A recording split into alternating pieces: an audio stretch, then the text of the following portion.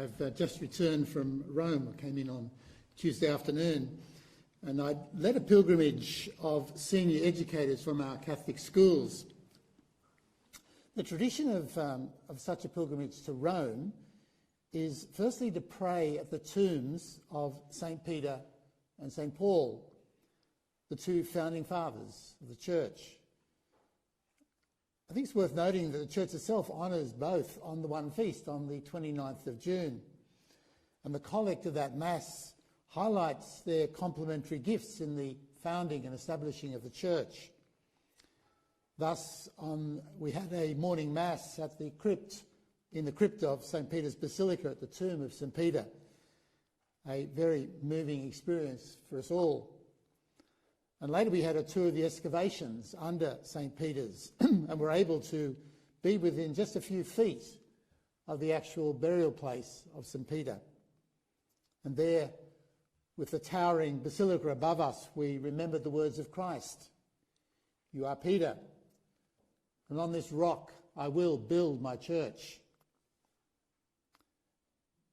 We also travelled outside the ancient city walls of Rome to what I find is a very wonderful basilica dedicated to St. Paul outside the walls, there to pray at the tomb of St. Paul, which is situated below the main altar. And we celebrate the Mass in honour of St. Paul in the side chapel of the basilica. It's again a special moment which we're able to ponder the life and faith of the great apostle to the Gentiles. The pilgrimage was actually designed to be a visit to the tombs of other saints buried in and around Rome. For example, we visited the tomb of St. Ignatius Loyola in the Church of the Gesù. Outside Rome itself, we prayed at the tomb of St. Benedict at Monte Cassino, the relic of St. Catherine in Siena, and the tomb of St. Francis in Assisi. These were the main saints that we visited and tombs that we prayed at in the course of the pilgrimage. But apart from these key saints that we prayed before their tombs, we're also able to visit the tombs of numbers of other saints. Firstly, within St. Peter's Basilica itself, we had the opportunity as a group, and we paused before the tomb of St. John the 23rd, and of course St. John Paul II. I took the opportunity to go down the crypt once again of St. Peter's to pray at the tomb of St. Paul VI, three recent saints who are popes. In the Gesù, we also were able to visit and pray before the relic of St. Francis Xavier. And then nearby we went to the tomb of another great Jesuit saint, Aloysius Gonzaga, at the Ignazio Church. When we were at Monte Cassino, we prayed not only before the tomb of St. Benedict, but also the tomb of St. Scholastica, who was his twin sister and buried with him. When we were at Assisi, of course, we also had the opportunity to pray before the tomb of St. Clare. But I was also able, and I was very keen to do this, to visit the newly established tomb of a young 15-year-old, blessed Carlo Acutis. In fact, when I was preparing and helping the pilgrims to prepare, I actually listed no less than 25 saints that we may have an opportunity to visit while we're in Rome, Assisi and Siena. I always find there's something very real about praying before the actual tomb of a saint.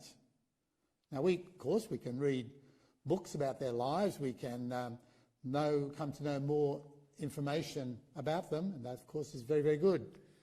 But I think when you actually visit and pray before their tomb, it's like you come into a special and real link with that saint. Certainly that's what I have found in the past when I've been able to go and pray before the tombs of various saints. As well as visiting their tombs, we also had the opportunity to visit places that were significant to these various saints. And thus I took the group to visit the rooms where St. Ignatius of Loyola lived in Rome, which is just next door to the Church of Jesu. And so we're able to go into his study, and then next door, which was his bedroom, was the place where he actually died.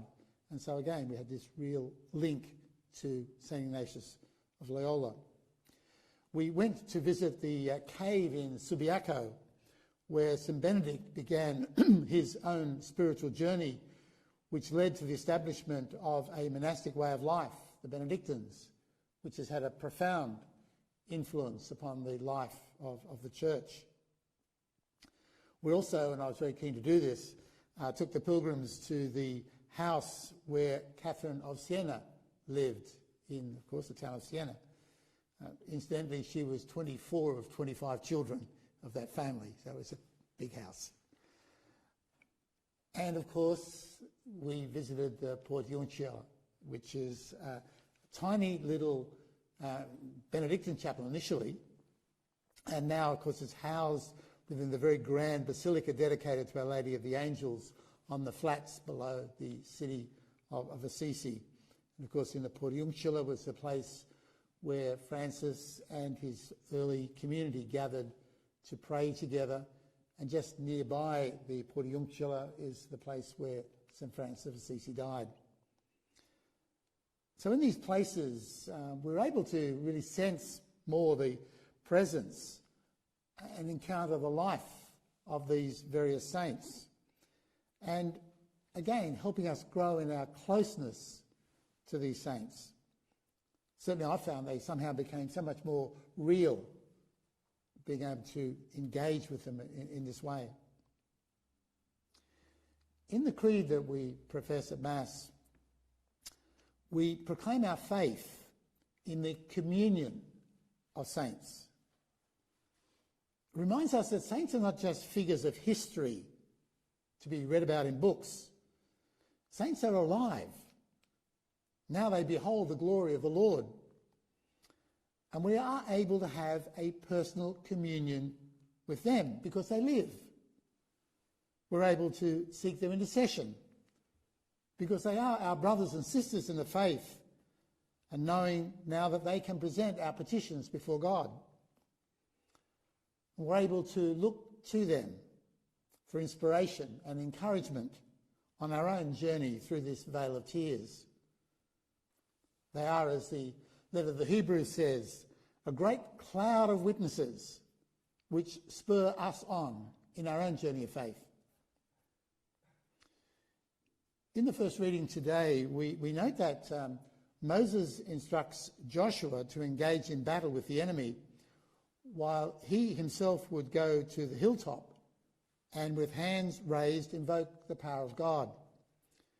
And we were told in the reading that as long as he kept his hands raised, the victory was with the Israelites.